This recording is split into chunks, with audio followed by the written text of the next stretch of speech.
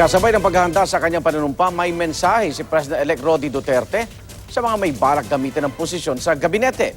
Gayun din sa mga nagpaplano ng impeachment. Saksi si Ian Cruz. Sa huling pagkakataon bilang alkalde ng Davao City, pinangunahan ni Rody Duterte ang pagtataas ng watawat ng Pilipinas sa City Hall bago siya upong ika-16 na Pangulo ng Pilipinas. Without the backing or help of the military and the police and yung kayo, I would not probably really succeeded.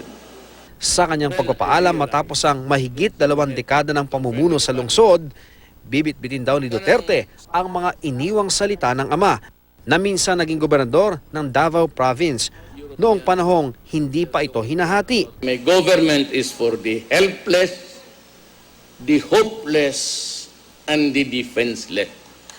Those are the words of my father. Tila gabay ito sa magiging pamalakad na hindi raw maapektuhan kahit magkaroon ng banta ng impeachment. Tutuparin ko yan, baski sagasaan ko, baski sino.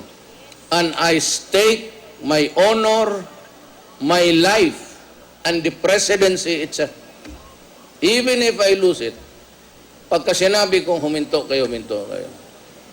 Impeachment na ka, go ahead. Wala ko'y problema sa ako. I will insist what I promise to the people.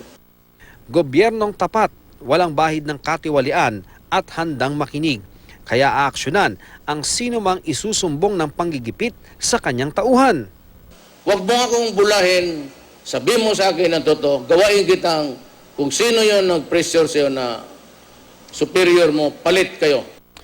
Sabay paalala sa kanyang gabinete, lalo kung may plano sa politika. Ayoko yung nakaupo dito na magkandidato kasi you will just use the public funds and the time and the effort of government. Hanggang sa biyahe niya sa palasyo, manunumpa raw si Duterte sa parehong Bibliyang sinumpaan sa mga nauna niyang tungkulin bilang lingkod bayan.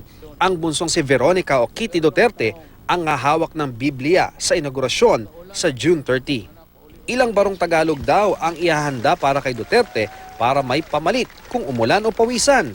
Ayon pa kay Lizette Marquez na miyembro ng Inauguration Committee, may bago ring menu na inilabas ngayong araw. May lumpia, meron tayong monggo in cups, and meron tayong cheese, kesong puti na nasa pandesal.